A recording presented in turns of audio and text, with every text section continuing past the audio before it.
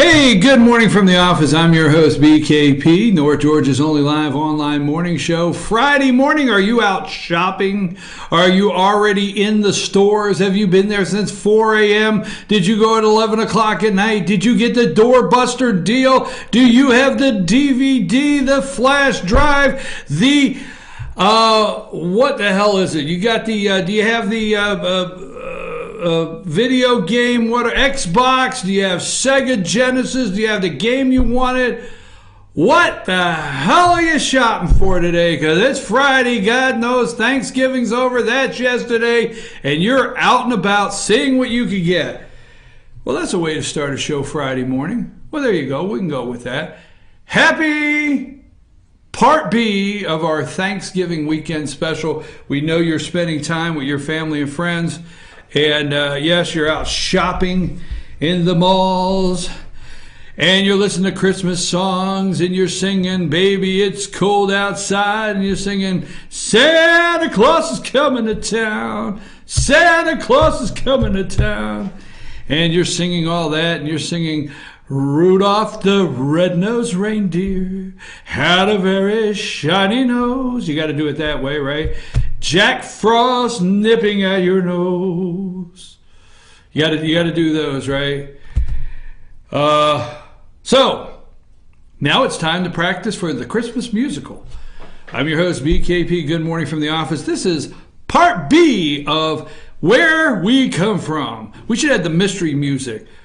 Where Fetch Your News, GMFTO, Good Morning from the Office comes from. What's wrong with me? I must ate too much turkey. It must be the giblets or something.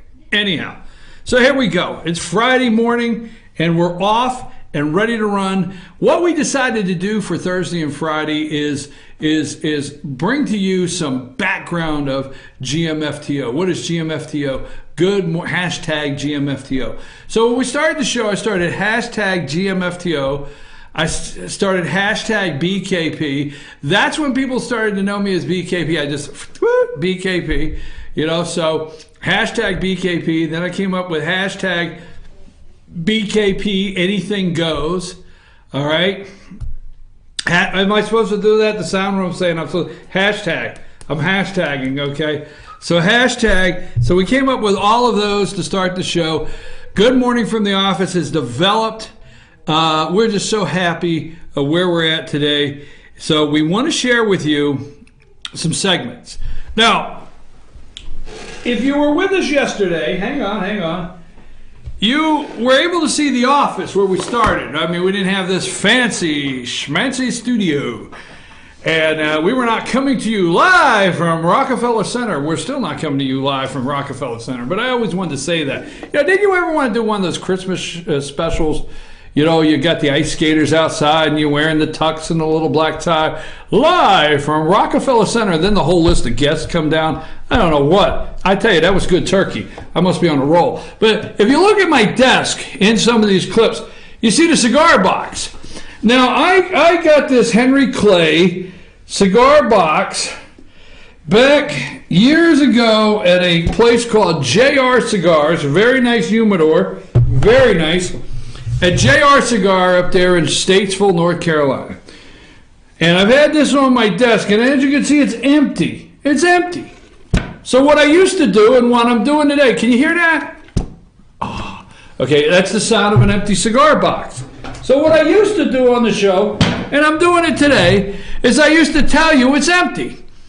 And if you would like to send cigars or donate those to BKP today, you could do that by sending them to P.O. Box 405, Ellijay, Georgia.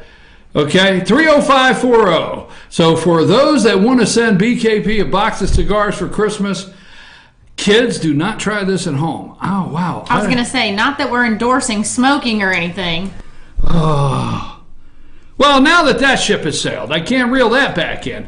I will give you the address one more time if you just think about it. P.O. Box 405, Ellijay, Georgia 30540. Send me anything. Send a check. Mom, send money. Anyhow, okay, what a day. So I got the cigar box. Now, the reason I'm all up and rolling and ready to go is because You remember I told you Donald Trump would be president of the United States? Do you remember I told you to hang on? Do you remember? Do you remember when I said, don't worry, folks, the Donald will win? Remember all those days? I had to bring you back in. You would get nervous. Polling would do this. The media would do this. And then Donald had to grab a little and, in the Billy Bush video. And boom, man, it seemed like every 2 weeks I was saying, relax, folks, relax. And he would knock another one off. So this is an interesting moment. Throughout the campaign, my sister, Lee Snover, which is the Republican, Lee is the chairwoman of the Republican Party for Northampton County, Pennsylvania. First time Northampton County had gone, I think, since Ronald Reagan. Or George H. Bush. Right after Ronald Reagan, I think George H. Bush won this county. But that's the first time that this county that Lee Snover brought in this county of Pennsylvania, a tipping point, Northampton County, right there on the border. She was also the volunteer coordinator in the valley, the Lehigh Valley. She was also a delegate. Lee Snover, my sister, was a delegate from Pennsylvania to the convention. And she was calling in every 3 or 4 days and giving us updates of Pennsylvania, where it really stood. And remember the election night, everybody was nervous about Pennsylvania because the governor did not want to release, because they knew as soon as the governor released, the blue wall was going to start really falling in Pennsylvania. So they knew at midnight, but here it is, 1 o'clock, 2 o'clock, 2:45 in the morning, and finally they called Pennsylvania. What they had to wait on that night is they had to wait to know that they had gotten just enough votes that nowhere in the state could it be offset in Philadelphia. So Philadelphia, Donald Trump did much better than anticipated in the area. So they had to wait to make sure that Philly, the votes coming in Philly, could not offset. There was no way they could offset the state results coming in rural Pennsylvania, which I told you that rural America would win this election. So today's segment, we're going to start. Before we do, you're going to meet some people. You're going to meet my sister. You're going to meet my brother. And then I want to have some, I want you to meet a guy, our first viewer, our official first viewer of the show. I want you to meet him. He's going to close the show. It's about a 30-minute segment. But right now, we have Congressman Doug Collins, okay, and Lee Snover from Pennsylvania, and Donald Trump wins. And this is, you'll just see there was a little excitement in the air. Sam, take us to that first segment there. Trump wins November 9th, Lee Snover and Congressman Doug Collins.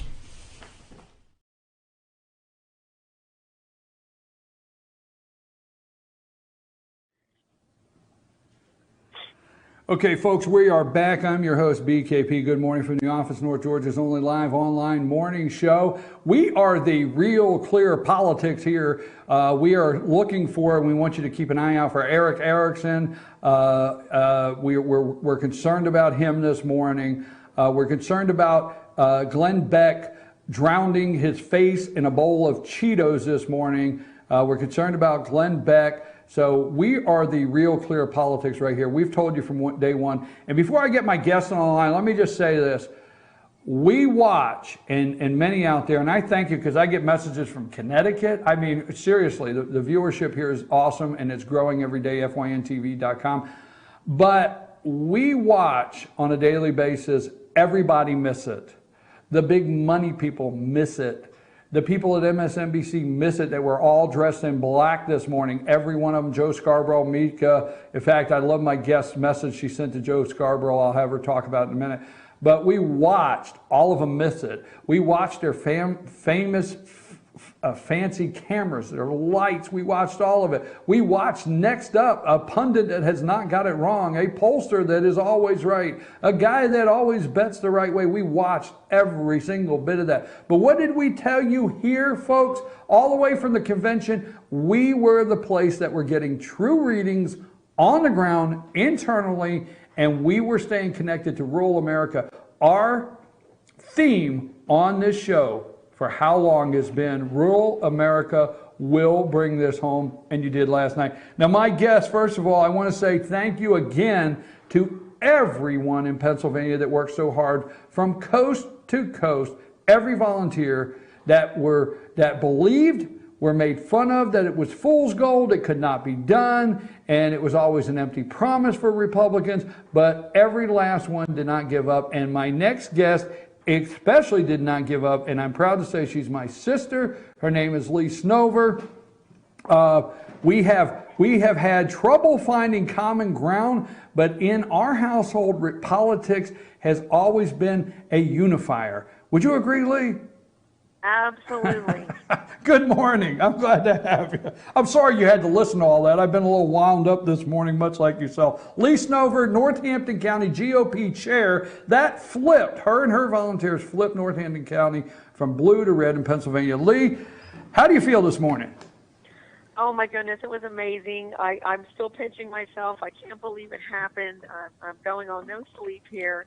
I'm ecstatic. I'm so proud of Pennsylvania. And I just can't believe it, especially my home county. We're a Democrat county. We're a blue county. Trump was watching our county all day yesterday.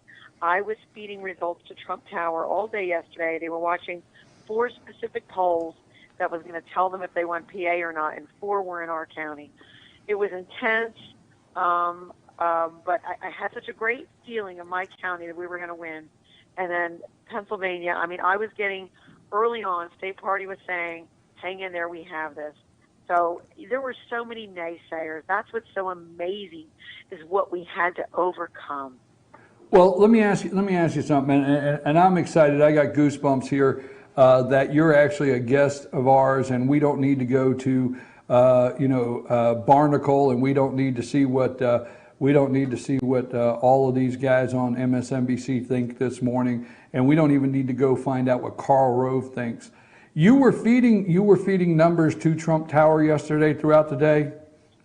Yes, and our Republican polls were smoking hot.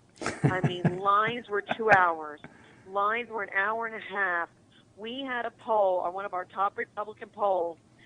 Is supposed to close at 8. They were still voting there till 9 o'clock.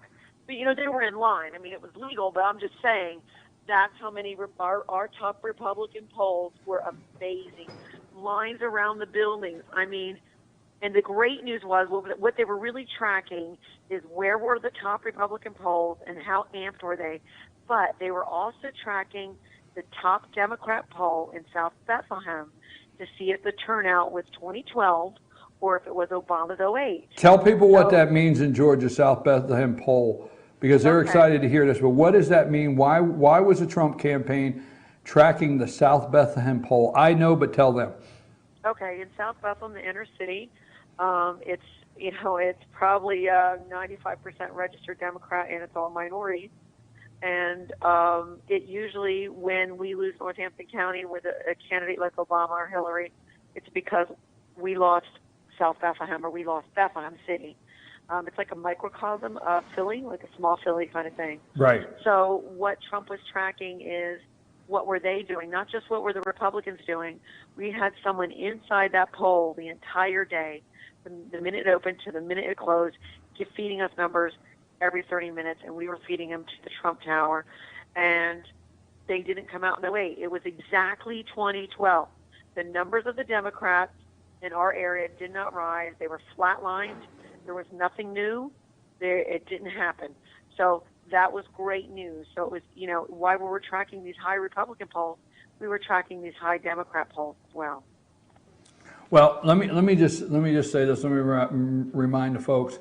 We are talking with Lee Snover. She is in Northampton County, Pennsylvania, and she was in Northampton County, Pennsylvania. They turned, she is the GOP chair of that county, a Trump volunteer coordinator, lead Trump volunteer coordinator in that county and the Lehigh Valley, and also GOP chair of that county. And the reason I bring that up, I was so excited last night when they were having the touch screen, the big media has the touch screen, and they were breaking down Pennsylvania. And when they pointed to Northampton, Lee, I don't know if you were able to see that, and they said, this is big. They said, this is big. They pointed to your county and they said, this is big. They flipped this county, and I wish they would have said well, you're volunteers. You want to thank all those people because I want you to give a shout out and tell us a little bit of how you guys did it. But anyhow, when they said this is big, this county here went for Barack Obama. It's a blue county, and it got flipped. And I knew you were leading the charge there. And I want to also tell people you are listening to the No Ground Game, the No Trump Campaign ground game this morning. Hillary had the ground game. We are speaking with someone that had no ground game this morning. I'm sorry to say it like that, but you got to be enjoying that yourself. Oh my God! That was the false narrative. We had a huge ground game, and we implemented it. I had over 300 poll workers. I had over 300 or more volunteers on Election Day. I had an organized list of drivers to the polls. I had an organized list of who needed a ride. We did knock and drag. We had teams going out on Election Day to Republican households, knocking on the door, saying, "Did you vote?" And if they didn't vote, we were saying, "You want to go right now? We'll take you. Let's go." So we had a ground game. That was a false narrative that we didn't have one. Our county was unified. Our party was unified. And everyone had a role, and everyone was working. We had captains. We had the whole county covered by area. I mean, we had a ground game. And you know what? They just wanted to say we didn't have one because that was the Clinton machine. That was the Obama machine to say that we didn't have one. But Northampton County did. Well, I just got a message that Hillary Clinton has announced that she's going to speak at 9:30. It's not that important to me. I don't need to hear her. It is the one speech I was hoping to hear, but I don't really need to hear her. Let me just say this. I seen messages on Facebook that you would put out at 10 o'clock at night. Hey guys, 2,000 signs just came in. Need you at headquarters in 30 minutes. So I know you guys pulled it out, but yesterday afternoon we were on the phone and you obviously were busy, so you were a little scattered, not your focus, but you were a little scattered saying, hey, I've got big polling Republican areas that they did not give me enough machines. That's a problem, but the Democrat polling areas seem to have plenty of machines. Did you get that fixed, or how did you handle that, or did you just keep people in lines? It ended up not being fixed, and that's why our people were in poll, and they were voting still at 9 p.m. last night, even though the poll closed at 8 because they didn't fix it. But I'm going to contact our county executive and our county election board, and it will be corrected next time. We did not have enough machines and enough staff for people to vote in a timely manner. They didn't plan for it. They didn't look ahead, and it's got to be corrected. So I'm going to be getting in touch with them. Thank goodness we pulled it off in spite of that. But I was pulling numbers. I knew how many votes I needed from almost every Republican precinct in the county. So I was on the phone all day getting numbers. I told them what I needed. I would say to Lower Nazareth, I need 2,300 votes out of your precinct. Don't leave there until we've got 2,300 votes. So we were doing that. We had it all broken down to what we needed. Northampton County was running a microcosm of the whole Pennsylvania in our county of what we needed from every township. Well, I was texting Lehigh Township at 6 o'clock saying I need 200 more votes from 2 of your wards. So that's the stuff we were doing. We had it broken down that small. What were you doing? Just going to your large Republican polling stations and begging people to stay in line and things like that? Yes. What I did is at 6 p.m. we heard that the Republican lines were so long that we didn't think people were going to stay and vote. So we moved all of our volunteers from small polls, from Democrat polls, from polls that didn't matter. We moved everybody at 6 p.m. to the big polls. We had like 3 or 4 volunteers at the big polls walking the line saying, please don't leave the line, please don't leave the line, stay and vote, get through this, hang in there, make America great again. So we sent all of our volunteers to the top polls and had them help work the line. Okay, let me switch gears. Last night, I'm for sure, because I'm getting text messages from you and Jerry around the 3 a.m. mark. Jerry calls me at 3:15. Hold on just a minute. Okay? Okay. Congressman, how are you? I'm good, Brian. How are you? Well, I happen to be live on the air. Can I put you on speaker? Well, you can definitely do. That's why I'm calling in. Okay. Okay, Lee, stay on the line with me because I have our congressman. Okay. Stay on the line. Congressman, can you hear me? I can hear you, Brian. How are you? Okay. I'm doing great. I'm on the line with Congressman, the 9th District U.S. Congressman Doug Collins, Republican here. Congressman, why are you calling? Well, one, it's a great day in America, and also, Brian, when we talked a little bit ago, I also want to emphasize the fact, and I will say it, that Brian Pritchard was on board and called Trump from day one. It sounds like this was a setup call. Did Now, I'm sorry, Like Brian, you pitched this or something. Is this what you're saying? I'm on the line with Congressman, the U.S. 9th District, Georgia Congressman Doug Collins. Real quick, Congressman Collins, just if she could stay on, I happen to have the chairman of Northampton Republican Party, not on the line with you, on another line, from Pennsylvania. We've been discussing those votes, and they brought the fool's gold in. But, just for me, Congressman, I'm having fun this morning. We're all having fun. Could you just say that one more time? I didn't quite hear it. Brian, you were on the Trump train from day one, and it's a good day in America today. There's a hope out there, and that's the thing that the thing that I'm so happy about is we all have differences. We all started out different places, but Trump was our Republican leader. He was our candidate. Proudly, our family voted for him, and now we've got a chance to. As I told an interview earlier today, I said, look, he's now got to govern. It's out of the election stage into governing, and in that governing stage, he's got a blank sheet. But the greatest part about it is he has a beautiful mosaic of America to begin to get those ideas out there. I can't think of a better way to be. And also, the cloud of the last 8 years is lifting. Praise God.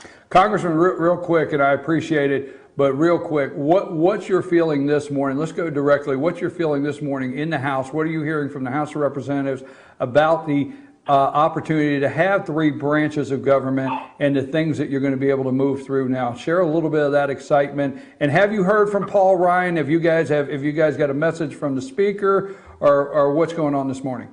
Well, they're exciting, and I know Speaker Ryan actually from this past week, you looked at a lot of his speeches, especially beginning in Wisconsin, where he was helping and talking about Trump and Pence, and that was a good thing. We're going to be talking more today as a conference.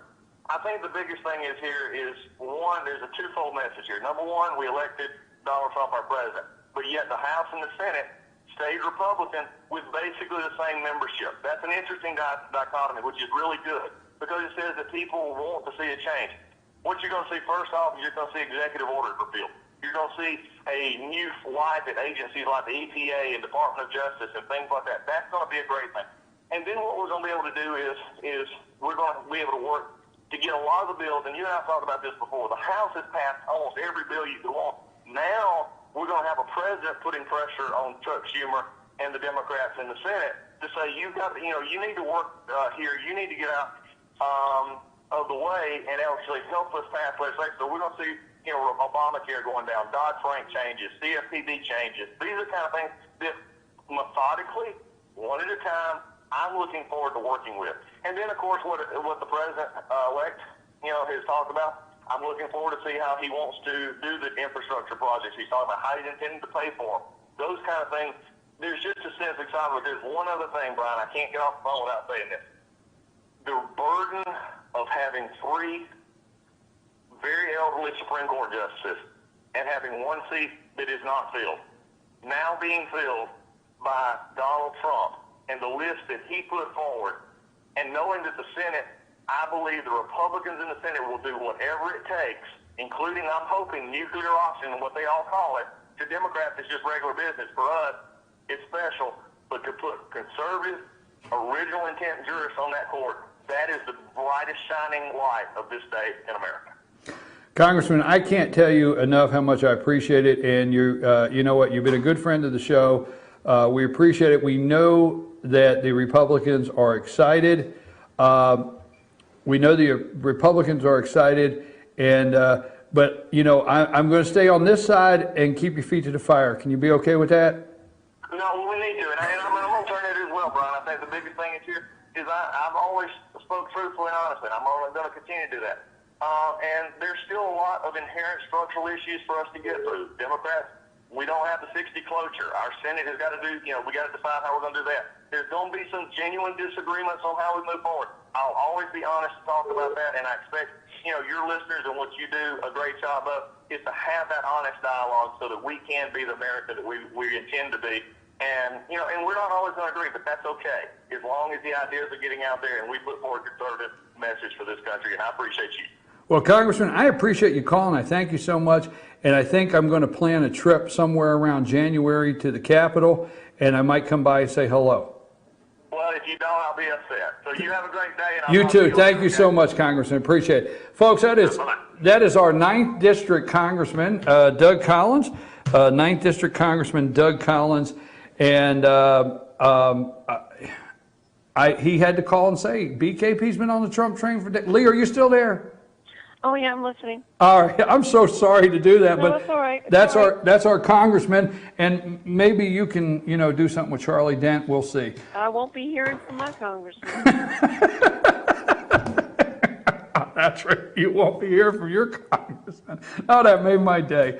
He was the biggest never Trumper in the country. He was the never Trumper on all the national media constantly. He was never Trump.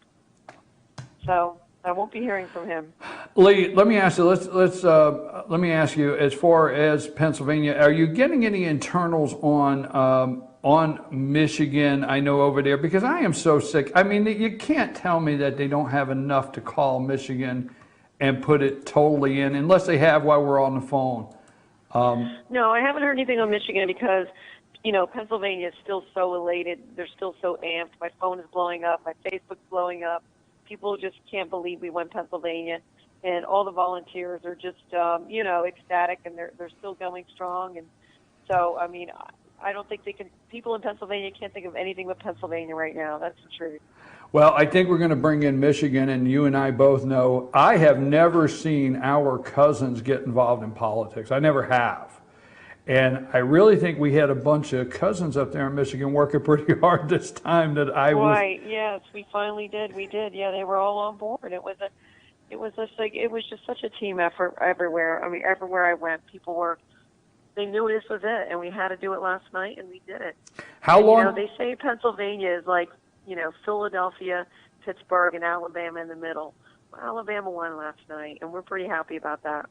Real quick, and I know we got to go, and I appreciate you staying through with our congressman. I had to take that call, but because I talked to him a couple of weeks ago, and I said, look, I was there from day one. I actually have state senators. I've had a couple state senators send me messages last night saying, BKP, you were on the train from day one. And actually, I'm going to say this publicly on this station right now. Speaker of the House of Georgia, David Ralston, told me, I'm going to put it out there, that if Donald Trump won like I predicted he would come and sit on this show and look at that camera and tell everybody that BKP got it. So that word's out to Speaker David Ralston. You remember that day we met in that restaurant and you told me you would come here on camera and tell the people of Georgia that I predicted that. Anyhow, Lee, how in PA, tell us a little bit about Philly, and I know you got to go. You're exhausted. You got interviews to do. Yeah. Two things I want to know. Exactly. Philly. My phone is ringing. Philly. How did that pan out? Did he get votes there? Did he get enough there to pull him through? That was one of the big differences. If you remember, Romney got 0 votes in Philly. Do you remember that game? Well, last night Trump got votes in Philly. I mean, I don't know the tally, but that's one of the reasons the state party was calling early for him internally, is he had votes in Philly. They kept saying we were going to lose Philly, we were going to lose the Southeast. I mean, we may have technically lost those counties, but he got enough votes in there to sustain it. So, we had votes in Philly. So I'll be interested to see what the numbers end up being there. I haven't looked at any numbers this morning. But, Philly was a factor for us, not against us. Have you guys gotten any messages from the Trump campaign? I know it's so early, but do you guys expect maybe Donald Trump or somehow, some way to do some kind of congratulations to PA or something like that? Well, I got to tell you, Donald Trump believed in Pennsylvania. And, that was part of why we were so energized. He would come to Pennsylvania and he would say, I'm so grateful for Pennsylvania. Please remember, he went to school here. All of his kids went to school here. They felt so connected to the state. was like a second home for them, and they wanted to win it. It was very personal for them. So, I mean, I think he's going to be forever grateful to Pennsylvania, and I think you're going to see it. There's going to be a lot of people in his cabinet from Pennsylvania. One of our congressmen, Lou Barletta, is going with him to the White House. Yeah, Lou. Yeah, I'm with you. And there's going to be appointments from Pennsylvania. I really believe that. He's going to have a lot of Pennsylvania in the administration. How much go ahead. I mean, I want to know how much respect do you have for the GOP chair Previs after the way he handled 17 candidates and went through this campaign? Amazing. It's brilliant. I mean, I can't believe how he navigated the Republican Party and brought us together. And the chairman of the Pennsylvania Republican Party needs to get credit too, because Pennsylvania had a lot of never Trump, and he united us too and brought us this far. So, I mean, you know, it's amazing to me because a lot of people do not know that the state party chairman for the Republican Party of Pennsylvania went to school with Donald Trump. He went to UPenn with him, and he was determined to get Donald Trump elected, no matter what the Southeast had to say about it. And we have to give him a lot of credit too. Our state Republican Party worked hard for Donald Trump. The staff, I mean, they wanted Donald Trump too. They weren't phony. The state Republican Party was sincerely pushing and wanting to win for Donald Trump. Okay, I keep saying last. I know you're busy, but one more thing. How excited were you? We don't want to end. We keep saying Trump, and that's where our focus is. But how excited were you at about 2:30 this morning when a man like Mike Pence came to the podium and you realized you just traded Joe Biden and this is your vice president? Oh, I think I was ecstatic. I think Mike Pence might be the most godly leader that's ever been elected. I mean, I really believe that. I think he's the closest to Christ of any leader we've gotten that high in office, and he's going to be guiding Donald Trump, and he already is guiding Donald Trump, and he's so humble. And I mean, it's just so wonderful to see such a perfect, I mean, look what a great team they are together, you know? Hey, look, last night he was giving last night he gave a shout out to Ben Carson, Mike Huckabee. I mean, I started getting excited at names. These are all Christian, godly people. Yes, yes. Hey, listen, Mike Pence, I was so excited. Lisa actually was crying when he came up, and it was just so exciting. Look, you got a busy day. I can't thank you enough. And first of all, we wanted to get you on here just to say thank you to you. America wants to thank you. Our listeners want to thank you for all of the ground information you gave us through this show. You helped keep us focused on this when the other media was out there in left field, no pun intended, right? And we want to thank you, your volunteers, the state of Pennsylvania, and just say how much we appreciate your hard work for helping bring Let's Make America Great Again back to us here in Georgia. I was at the polls all day, and I was running this ground game and all these numbers from my phone and running back and forth to the office. And whenever somebody would come to the polls for Trump, you know, I would say to them, I am with you. I will fight for you. I will win for you. And we were saying that all day at the polls yesterday in Northampton County. Did it? Are you going to be able to put up with Jerry? I don't know. Not today. Maybe tomorrow. Maybe tomorrow. We got to end with that. We love our brother Jerry. Hey, we're out of here. Lee, thank you. Go get some rest. Thank you. Have a great day. All right. Folks, once again, we have proved to you here that we brought you more ground game information on the ground of what's happening in this campaign. I want to thank that. No, I did not know Congressman Doug Collins was calling today. I did not know that. I got messages, and I don't think he cares to share it. I was getting messages at 2 o'clock this morning. I got a message from State Senator Steve Gooch at 2 a.m. So we're going to come back. I understand Hillary Clinton is going to be speaking at 9:30 this morning, and we're going to be coming back. And don't leave, because like I told you, I have a closer today that I want to share with you. Okay, and I'm your host BKP. Good morning from the office, North Georgia's only live online morning show. And we're back on BKP. Good morning from the office, North Georgia's only live online morning show. I've been saying that for a little while now. Anyhow, okay, well, that was the morning after the election. I'll never forget, Congressman Doug Collins called in and he said, I had to admit, BKP was on the Trump train from day one. I knew the minute Donald Trump came down the escalator, he would be the next president of the United States. Absolutely. Day one Trump train. And that was my sister, Lee, which continued to handle that ground game in Pennsylvania to bring Trump across the finish line. We knew around midnight, 12:30 in the morning, that Trump had won Pennsylvania, but they would not call it till about 2:30. They would not call it because that was the end all for Hillary. They knew they ended it for Hillary at 2:30 when they made that call. So we're going to take a brief break. Now, you heard me say at the end of that interview, I asked my sister, I said, are you going to be able to put up with Jerry today? And she said, not today, not today. You're going to find out. He can be out there. You're going to meet my brother. This is our Thanksgiving weekend special Friday. I know you're out there Black Friday shopping and you're spending all that hard-earned cash because you're excited. Donald Trump is president of the United States, so you're out there spending it, baby. We'll be back after these messages, and then you're going to meet my brother.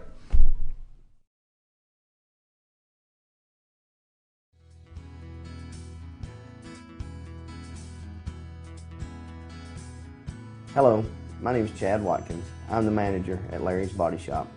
We are a family-owned and operated business and have been serving the North Georgia area since 1978. We are located at 1216 Progress Road in LOJ, Georgia. Our shop specializes in collision repair and we work with all major insurance companies. Larry's Body Shop is ICAR Gold, the highest role of training recognized by the collision repair industry. It is estimated that only 10% of collision shops meet these standards. Our shop consists of state-of-the-art equipment such as laser measurement system, down-drive spray booth, spot and MIG welding equipment. All of our paints are mixed on site so that we can guarantee your paint to match every time. I know that having an accident can be a stressful event. We take pride in making sure our customers are satisfied with the repair of their vehicles. Our waiting area is clean and comfortable with free Wi-Fi and refreshing beverages. So if you're in an accident, stop by and see us at Larry's Body Shop.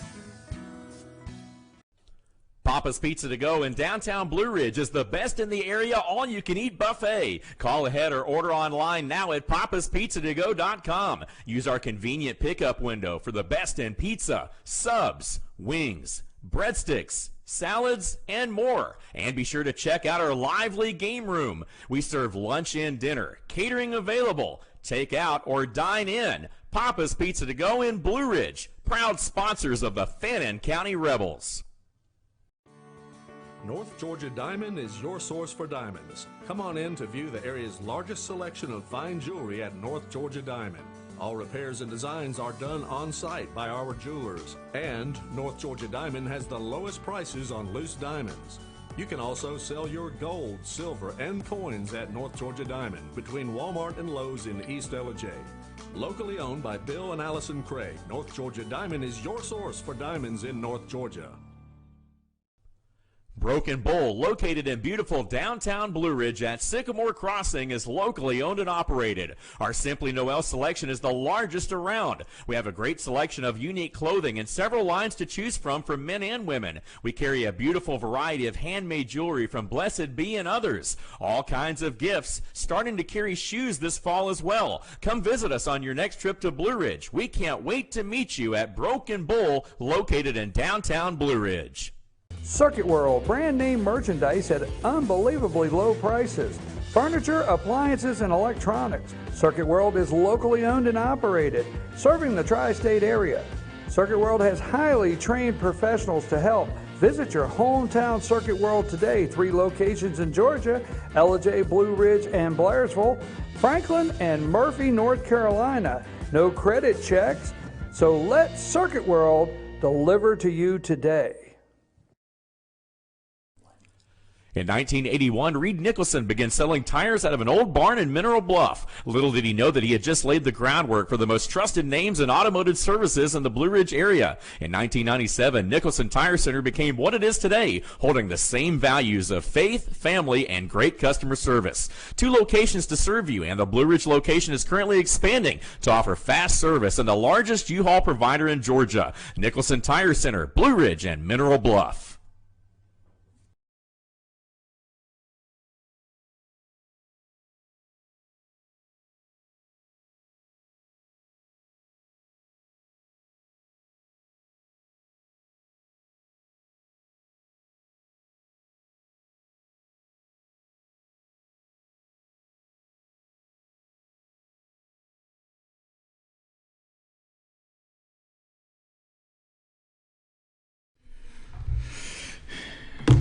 Hey, I'm your host, BKP. Good morning from the office. We're North Georgia's only live online morning show.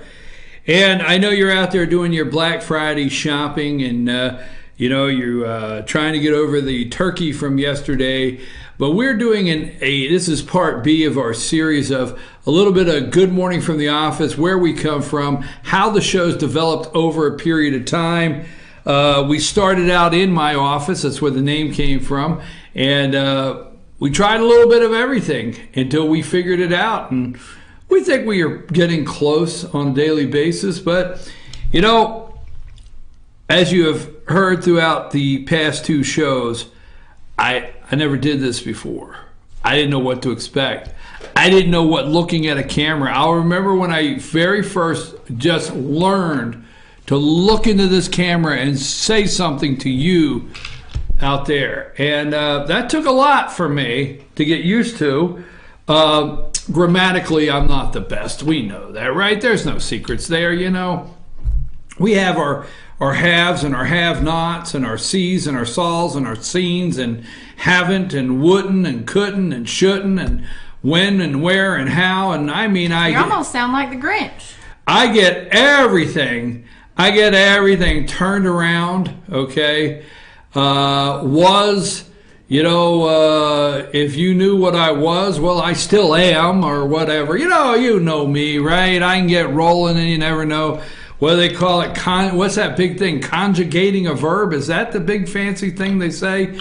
Is that what you're supposed to know how to do? And, all that stuff, But some things I'm trying. It gets a little better from time to time.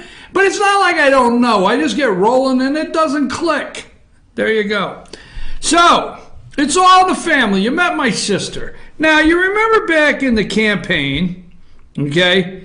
You remember back in the campaign, Donald Trump made a comment. Candidate Trump made a comment that thousands in New Jersey cheered when the World Trade Center tumbled. Remember that controversy? And they did a PolitiFact arguing. This was on PolitiFact. And this came in, this was November 22nd, 2015. Fact-checking Donald Trump's claim that thousands in New Jersey cheered when the World Trade Center tumbled. Now, you got to keep in mind, Donald Trump is a New York boy through and through. Arguing that there are terrorist sympathizers in the United States, okay? He argued there were terrorist sympathizers in the United States. Donald Trump said he saw thousands of New Jerseyans celebrating after the attack on September 2001. This was his quote, I watched when the World Trade Center came tumbling down, the Republican presidential candidate said at the November 21st rally in Birmingham, Alabama. I watched it in Jersey City, New Jersey, where thousands and thousands of people were cheering as that building was coming down. Thousands of people were cheering. The next day, ABC This Week, George Stephanopoulos asked Trump if he misspoke, noting that the police say it didn't happen. Trump, who has said he was in his Manhattan apartment the morning of the attack, doubled down. It was on television. I saw it, Trump said. it was well covered at that time, George. Now, I know that they don't like to talk about it, but it was well covered at that time. There were people over in New Jersey that were watching it. There were people over in New Jersey watching it, a heavy Arab population that was cheering on the buildings, came down, not good.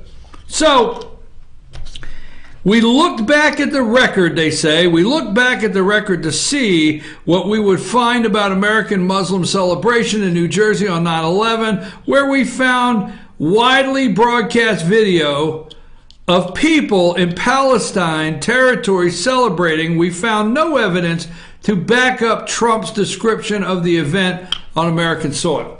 So you remember that? And that was going to be another thing. I was on board from day one. That was going to be another thing. Donald Trump was lying. Now, in Newark, New Jersey, and Jersey City, and those areas over there, you will hear the Arab community over there, you're going to hear it. So my brother Jerry works in New York City, and works in New Jersey 7 days a week. Well, no, he works there when he actually goes to work, okay? But if he ever goes to work, that's where he works. Just joking, Jerry may not go for 3 days, and then he goes 5 days. That being said, Jerry has worked in New Jersey. He's worked in Newark, New Jersey. He knows people. This guy is a guy that knows people. You understand? He knows people. He was there on 9/11. Jerry knows. He knows the people that were there on 9/11. Just like Lee in Pennsylvania. And I asked her, hey, can you deal with Jerry today? She said, not today. Not today. You're going to find out. So after this came out, I called Jerry. Jerry said, oh, man, Trump is right. Trump is right. That's what happened. I can prove it. So I would say, hey, come on. This may be the first time that Jerry's on the show. Maybe the very first time he's on the show. I've got the headphones on. It's the old school days. Don't know where it's going, don't know where it ends up, but meet my brother Jerry. Here he is. All right, here's Jerry on the line. Get him on the line. You on the line, Jerry? Yeah. Yeah, look, we went straight to the show. You're not on hold or nothing, so you're straight in the show because we're at the end of the show, but you say you got proof? Listen, I know a guy. Oh, no, you know a guy. Turn it up a little, Lonnie. He called the Hudson County Sheriff Department. He knows him, Randy, okay? Okay, he called me this morning. The sheriff said all that happened. They have it all on record. It all happened down in Jersey City. Hudson County Sheriff has told him, said, because he called him, and the Hudson County Sheriff told him, said, yeah, Randy, it's all on record. Yeah, they did jump up and down. They did jump up and down. Hold on a minute. Watch this, Brady's 180. This is your brother. I'm doing this show. I gotta go. Goodbye. There's a lady. She up here in Jersey ran into it a quick check. Anyway, yeah, Randy got proof.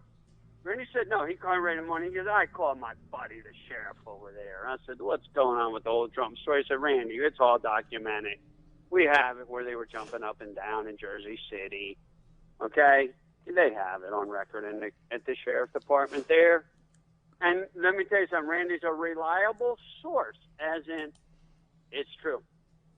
You understand? Very reliable source. So, the Hudson County Sheriff, and I'm sure when it all starts getting beat up, they're going to have to drag out records and prove it. You follow what I'm telling you? Well, listen, I'm going to tell you, and I knew this. I knew, Jerry. I knew when Trump said it. I watched the interview, and I knew when he said it because I pay attention to this. You pay attention to this. Keith pays attention to this. I mean, you and I know all the family members we have that pay attention to this. We know the people. We know people. I mean, they say Jersey City. How many times have we went to Elizabeth back in the day when Ronnie was there? We were in Elizabeth. We were in... Brian, hold on. This is all true. It's all true, right? This is what's sickening me of the whole thing is, why would they try to lie about it? And they should be just as scared as I am. Okay. Phil Forte, these people don't know the names, okay? Phil Forte in Patterson.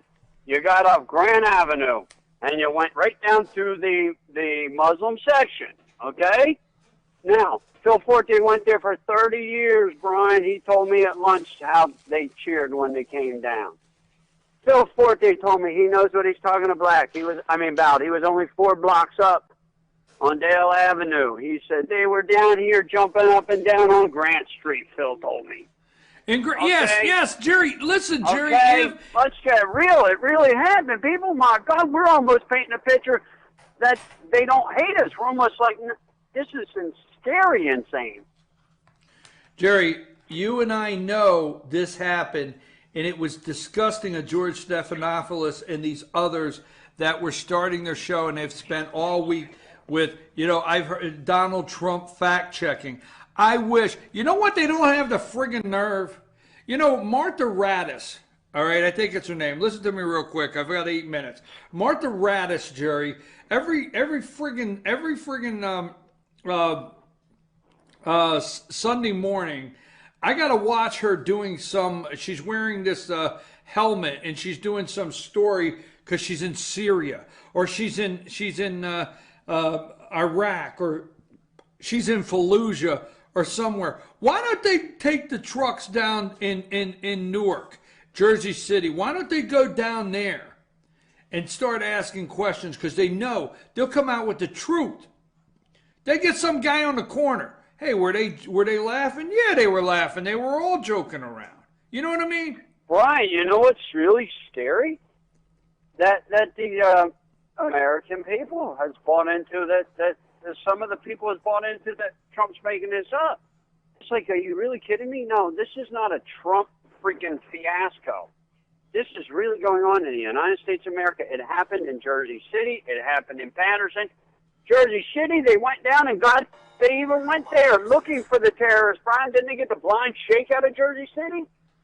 Jersey City, but it couldn't have happened. But wait a minute. The whole first bombing was masterminded out of Jersey City when the towers didn't come down. But now all of a sudden Trump is making this up? No, people. No, not at all, man. He's just saying it. You can't say that.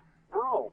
Randy called over to the Hudson County Sheriff. Knows him, Brian. If I say he knows him, he knows him. That is not rumor with him. That won't happen with that guy. Told him, he said, Randy, we have it all on record here. They were out here in Jersey City in the streets cheering, watching them. Because if you go to the shore there in Jersey City, one side you're on the Hudson. You with me? Yeah, I'm with you. Okay. If you're standing literally at that little wall there, retaining wall where the Hudson River is, you look straight across, that's the World Trade Centers. Right. They were down there cheering as they watched them, literally, physically, not on TV, come down in Jersey City. That's on record, Brian. Now, I don't know where we get off saying Trump's crazy. You better get off saying, beware of the cheering people. You need to beware of these people. Hey, listen. Now, you go over to Chicago real quick. I'm going to give you another one. The Chicago was created by Barack Obama and Al Sharpton. I'm not saying that one incident is sad, but the country in a whole is much more sadder for what's going on in the country in a whole due to Obama and Sharpton. Just this year, over 400 and some dead in Chicago by murder. No doubt about it. Just this year. They don't got a policeman problem. They got a murder problem, man. Whether the guy's in a uniform or whether the guy's in a hoodie or whether the guy was walking while he's whatever they do. Hey, listen, I got the name, so I don't care who's offended. We do candlelight vigils around Paris, and we fly people all the way to Paris to fight terrorists, and we bombard these. We go in and we raid these coffee shops. Hey Jerry, the other day I told you, and I read the story. They're over there smoking dope. I read the story yesterday where the guy that masterminded, they said in an interview, they found a guy, he said, hey, he sat over there for a year in that coffee shop and smoked pot while he was planning this. And I keep telling people. On the laptop, yes, sir. Yeah, with a laptop. Yes. On the laptop. Yeah, but listen, they go around the world and they raid these places and they say they detained 21. Well, that's great, and I don't want terrorism in the world nowhere. But if you add the plane from Russia and add Paris, that'll equal just the number of murders in Chicago alone. but I don't see us taking troops into some of these parks. Some of these parks, they all in with a park. Like some Let parks. me tell you something. I'm going to leave you with this, okay? Philadelphia in the 80s elected their first black mayor, Wilson Good. Wilson Good bombed out his own city, that block. The Remember to move. get those The people move. out? The move. Bombed them out, his own city. Went in there with police helicopters and bombed them out. Now you imagine? Wilson Good bombed out the moon down in Philadelphia. Literally, people. They went over top of them. No, Brian, that's true. That's not, I guess somebody else say I'm crazy.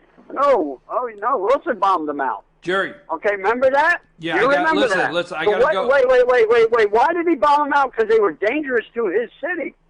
He didn't bomb them out for the heck of it. Okay, hey, man, I don't care if you go 5 minutes down the street. What? Jerry, did I lose you? Brian, you there? Yeah, did I lose you? I don't care if you go 5 minutes down the street and bomb them out. Listen, I got to run. I just want to say one thing. Let me get this one thing in. You can get the final word, but it has to be just a word. I got to go. Look, first of all, happy Thanksgiving. Let's get past that. Happy Thanksgiving. All right. Yeah, let's get. You and the elegy. Elegy. Yeah. All right, let's get past. Elegy. Yeah. All right already. You got it. Huh? All right. Let's get back. Listen, when I heard Donald Trump say that, I didn't even think twice because I knew it was true. I knew it was true. It's true. They were cheering. They were cheering when the towers came down. You know what's dangerous? What? Is our own media. Our media is lying, wanting to know. God. Jerry, the president should be in prison for treason. Treason. I'm not joking. For the intel on ISIS, the whole thing. Man, let me tell you something. The problem is so bad. We ain't got time for this. Whose side you on, Turkey or Putin right now? That's another coin toss. That's another coin toss. You got one of them. You got to understand, a religious war is very hard to fight because that's in people's minds, not in their anger or their minds. Okay, you got Turkey, which is pretty much Muslim, cheering Allah Akbar, and you got Putin, which is communism. Listen, it's 10 o'clock. Happy Thanksgiving and beware of Allah Akbar. If you're out there shopping and you hear Allah Akbar, hit the dirt. I don't know what NATO does now, man. Just don't know. I gotta go, man. I don't say I'm out of everything. I'd be an independent country. I go back to our foundation. Okay, I gotta go. It's 10 o'clock. Goodbye. Later, buddy. Have a nice day. Jerry said it's true. He said it's true. That's it. Happy Thanksgiving. That's all I know to say. Holy smokes, it's 10 o'clock. Get off the damn phone. Jerry, get off the damn phone. It's 10 o'clock. Oh, boots on the ground. Yeah, he said it's true. The blind shake. We got the blind shake out of Newark. They knew it was true. The media knew it was true. So there you go. There's Jerry. So you met Lee, you met Jerry. We're going to take a brief break and we're going to come back. We're going to change the direction of the show just a little bit. You want to stay with me.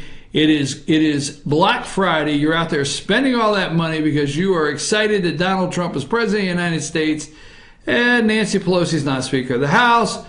God, what? Thanksgiving! I just figured it out. Hillary's not president. Take us to break, Sam.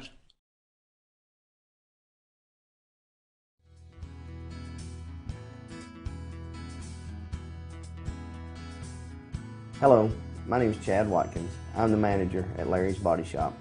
We are a family-owned and operated business and have been serving the North Georgia area since 1978.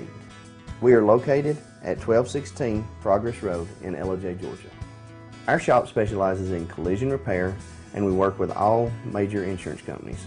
Larry's Body Shop is ICAR Gold, the highest role of training recognized by the collision repair industry. It is estimated that only 10% of collision shops meet these standards. Our shop consists of state-of-the-art equipment such as laser measurement system, down-drive spray booth, spot and MIG welding equipment. All of our paints are mixed on site so that we can guarantee your paint to match every time. I know that having an accident can be a stressful event. We take pride in making sure our customers are satisfied with the repair of their vehicles. Our waiting area is clean and comfortable with free Wi-Fi and refreshing beverages.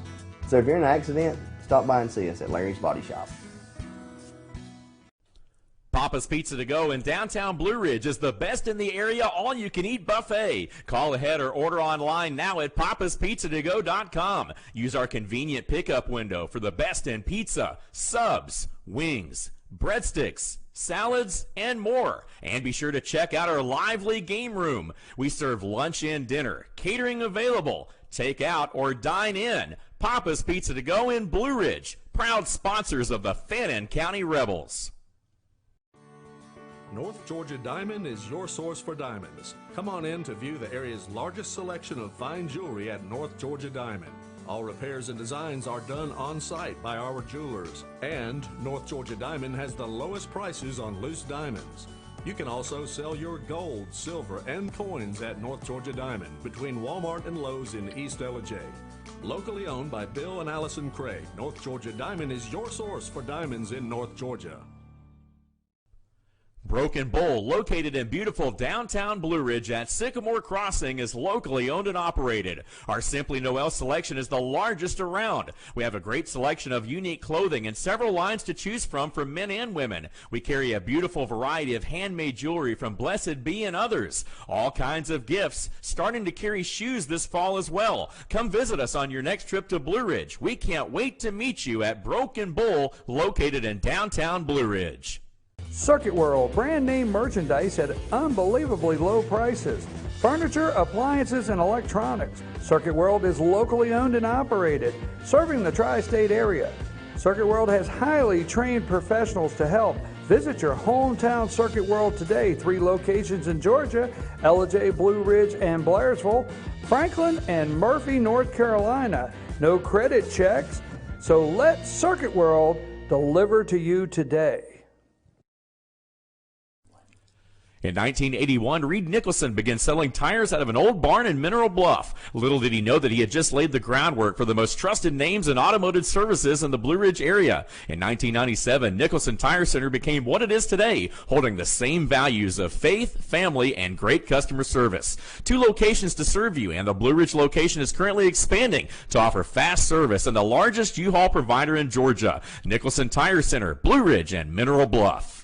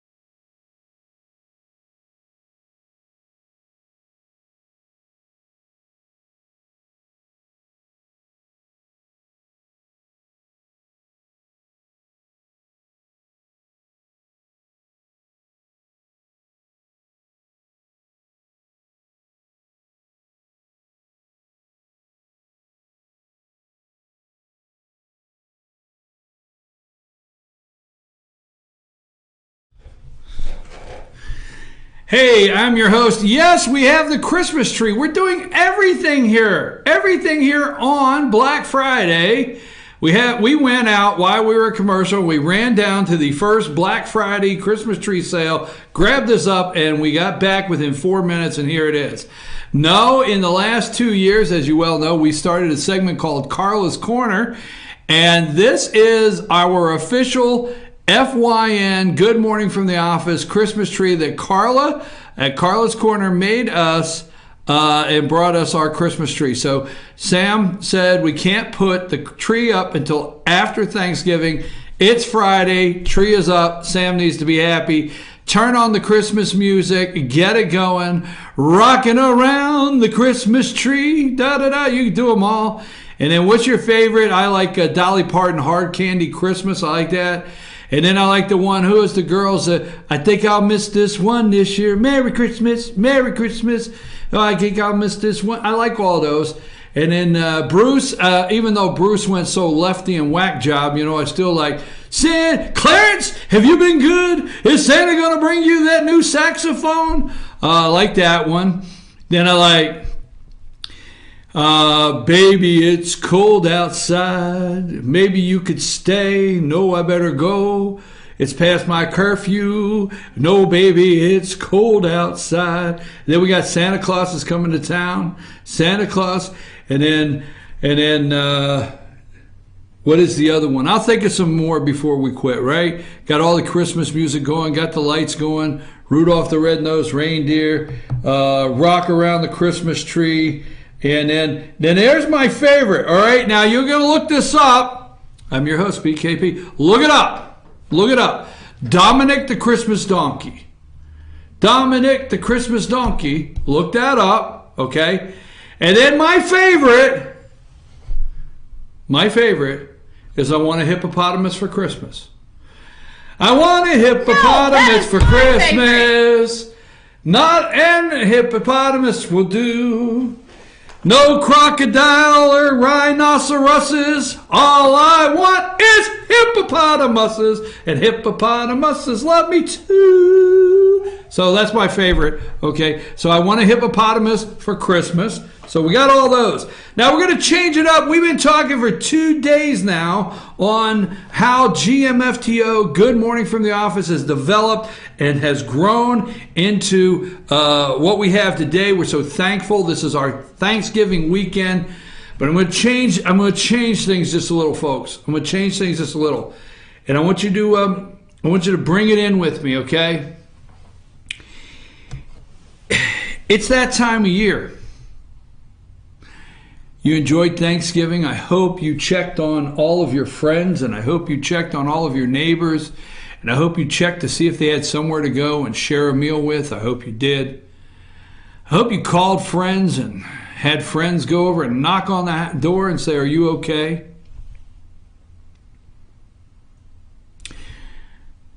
Because you know what? This is not the happy, cheerful time for some. It's not. And it's not the Thanksgiving they remember and enjoy with their family and friends. It's a time for many that they're experiencing their first Thanksgiving alone, first holiday season alone.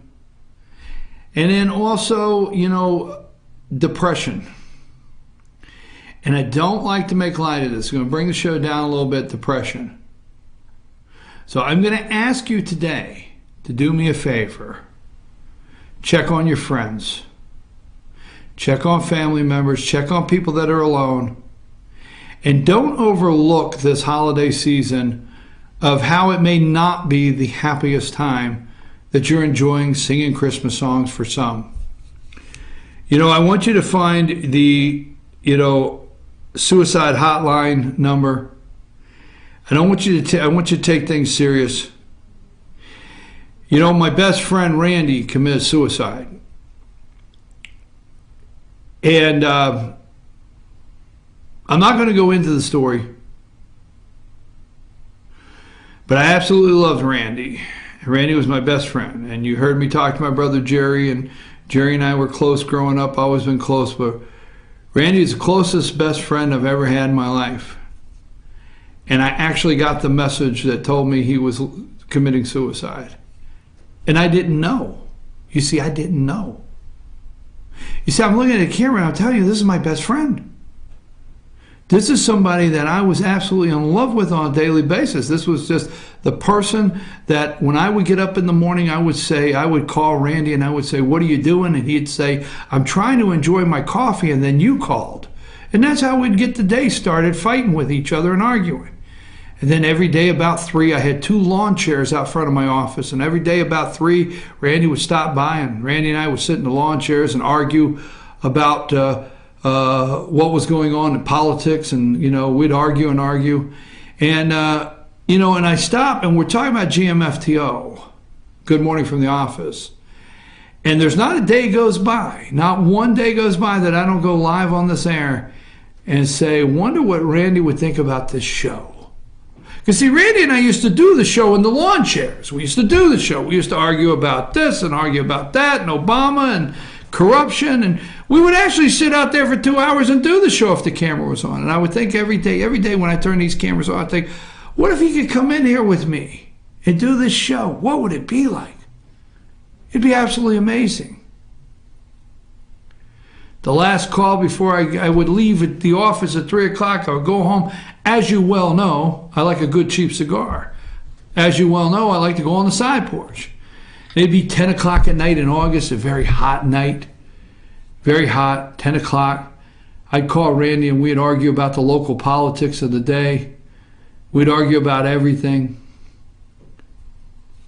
And then I'd go to bed and call him first thing in the morning. But see, here's the thing that I have to just be honest with you. How is my friend suffering depression and I didn't know? How did this happen and I didn't know?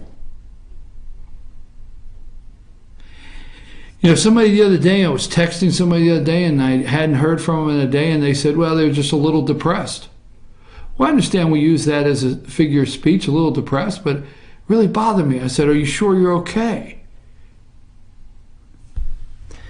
You know, I read the note that morning that immediately Randy was leaving this world, and I didn't call 911. I didn't call 911. In this area, I know the sheriff of the county, and I called the sheriff and I said, Randy's committing suicide.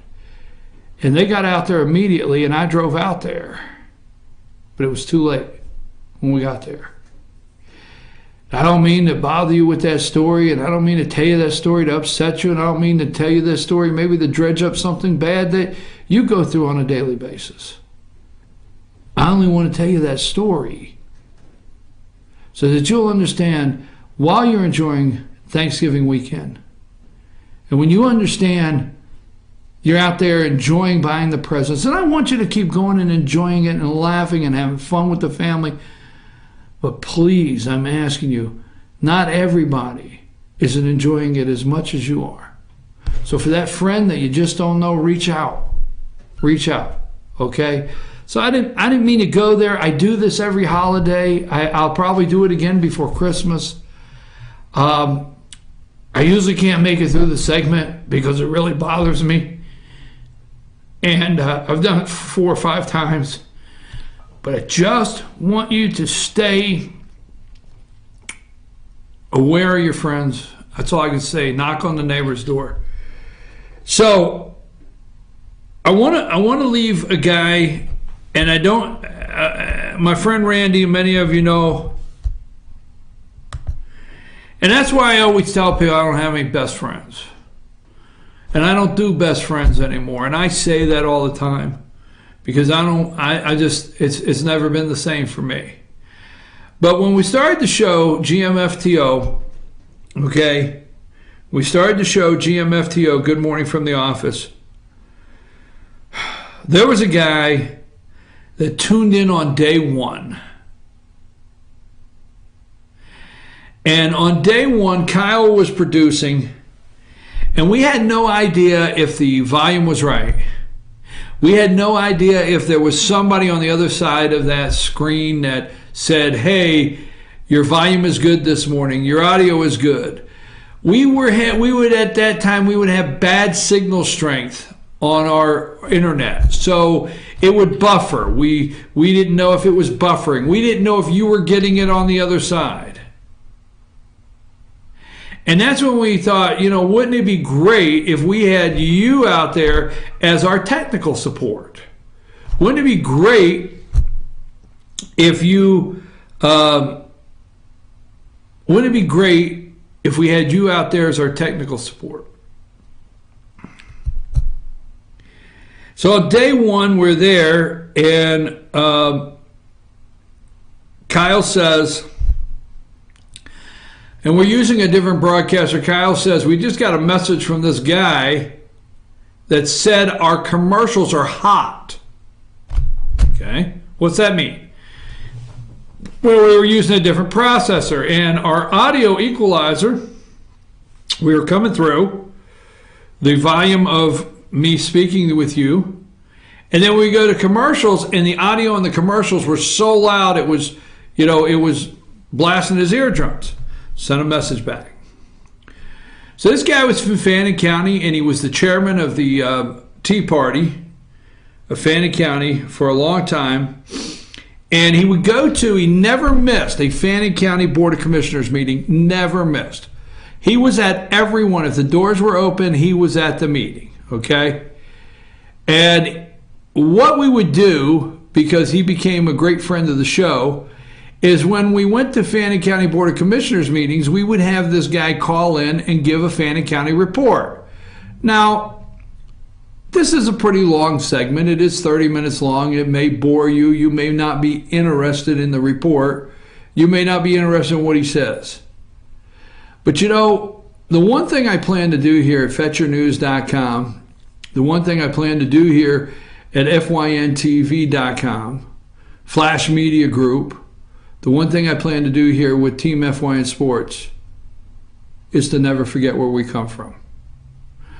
I plan to never forget the friends that started all of this. I plan to never forget the people involved. I plan to never forget the hard work. And I plan to never forget John Mullinex. John Mullinex was day one. And every single morning he emailed us, audio is good. Coming through on my side. And this is back, this is pre-Lonnie. Pre-Cole was with us at that time. Pre-Sam. Coming through on my end. That commercial is good now. You got the audio adjusted. Buffering a little bit this morning. Lost signal. What happened? Internet went down, lost signal. The broadcaster we were using wouldn't work. But we got immediately we got from John Mullinex what was going on. Then if the show was running well, John would comment. John would send me notes. John would tell me he had a different opinion. Oh yeah, John didn't care. But John Mullinex. And I remember one day,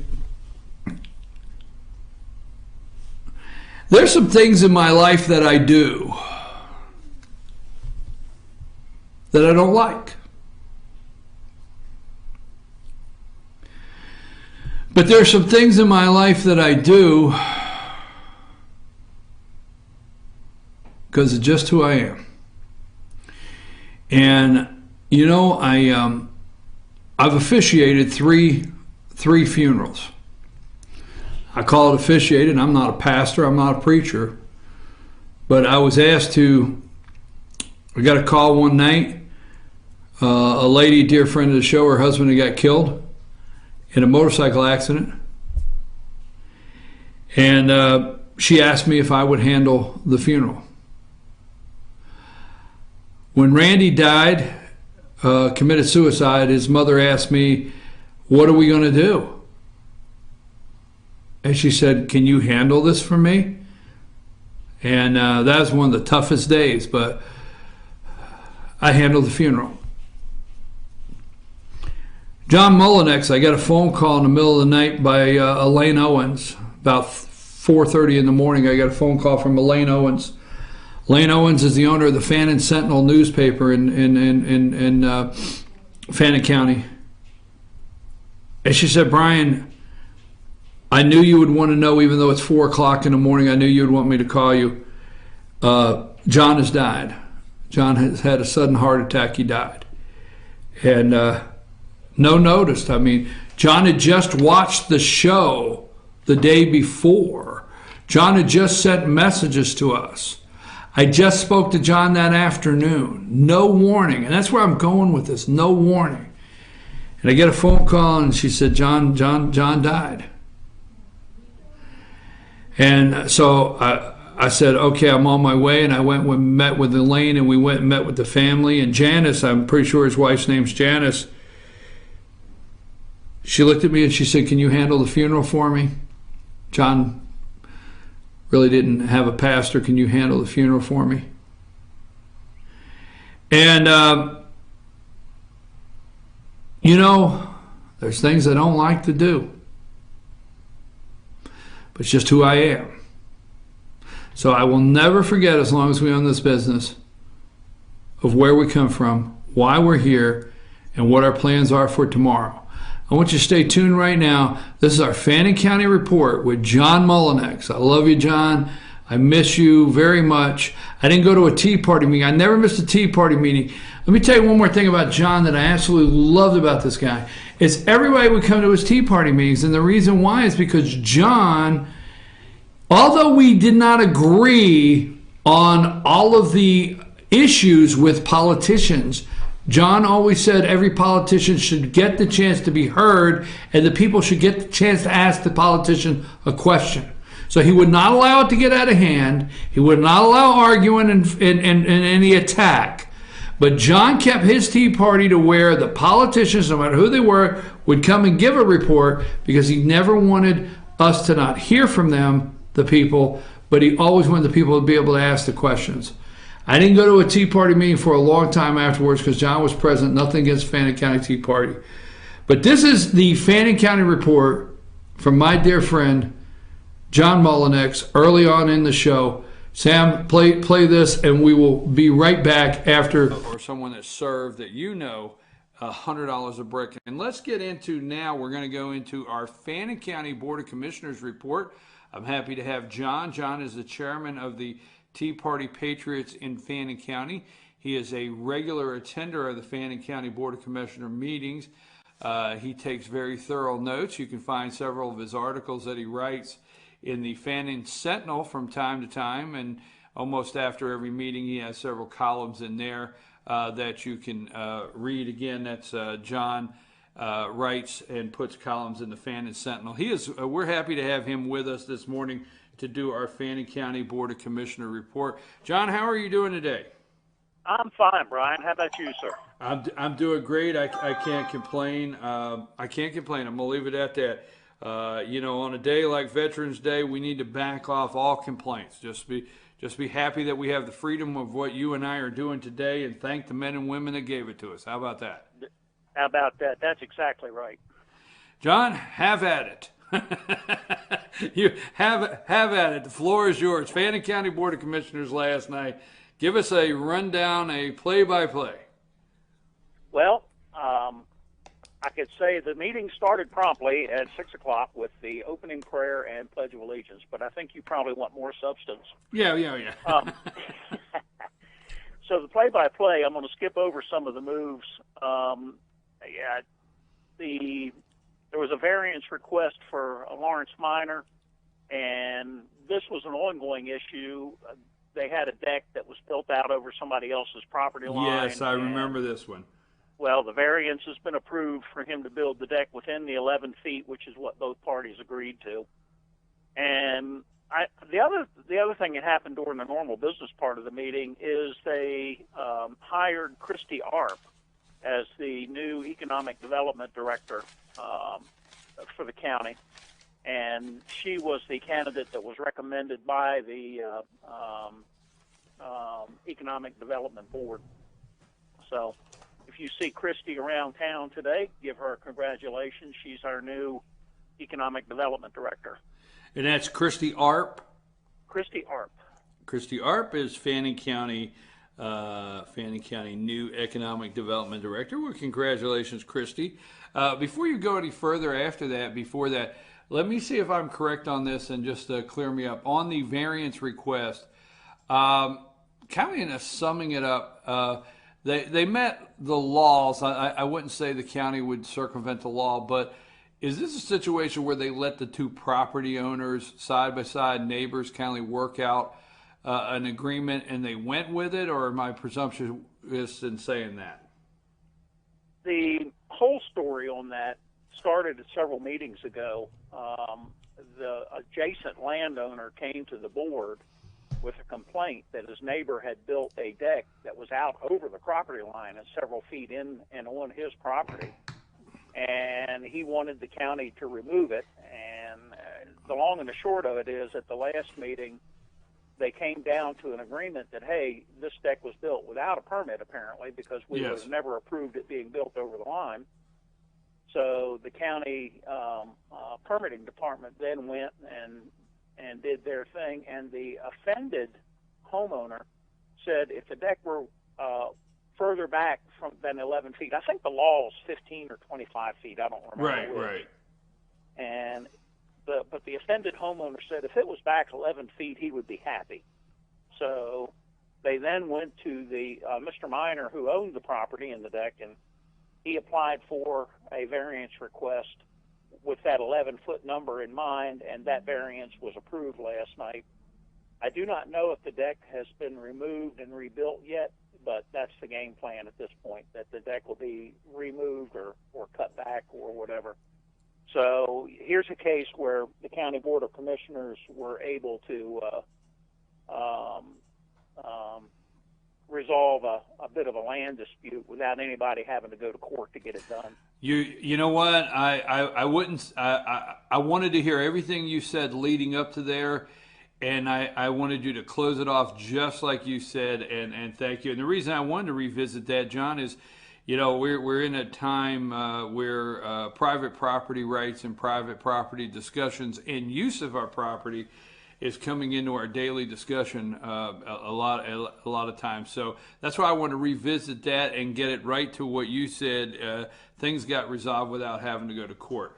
So again, we were at Christy Arp. Congratulations on the new Economic Development Director in Fannin County. And what's next after that, sir? Well, one other thing that happened during the regular business portion of the meeting is Robert Graham, our EMA Director in Fannin County, was reappointed to the Northwest Georgia Region 1 EMS Council, and that's a 2-year appointment that starts January 1st of 16. So he was already serving on the council, and our Board of Commissioners have reappointed him to serve 2 more years. So if you see Robert Graham today, congratulate him on that. Congratulations, Robert Graham, on that appointment. Okay, all of that took 8 minutes. The meeting started, as I said earlier, with the prayer and the pledge at 6 o'clock, and at 8 minutes we were into public commentary. And Jan Eaton, who is a citizen that lives, I think, in Blue Ridge or in the Blue Ridge area, and is very active in dog and animal control, not animal control, but rescuing animal rescue. Right. And she pointed out she had apparently done some research, and I haven't had a chance to go in and do any of this research, but she did some research and found out that the county paid $39,000 in overtime to the animal control officers last year. And in her words, she says that is totally absurd. And she also pointed out that one of the animal control officers made within $250 or $300 of what the EMA director made last year when you added their overtime to their salary. What she really pointed out was there perhaps needs to be some more oversight in animal control. And one of the other things she pointed out, you've been to enough county commission meetings, we almost always have 2 officers from animal control at a commission meeting.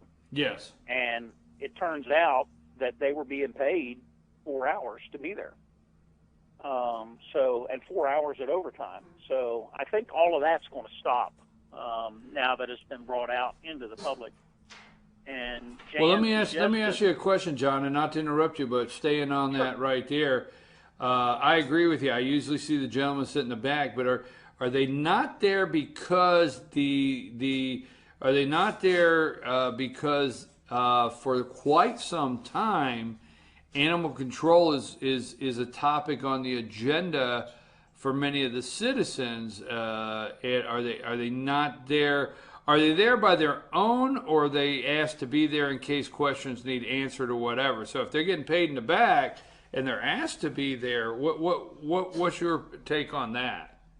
Well, I think you're right, and I think that's a valid question.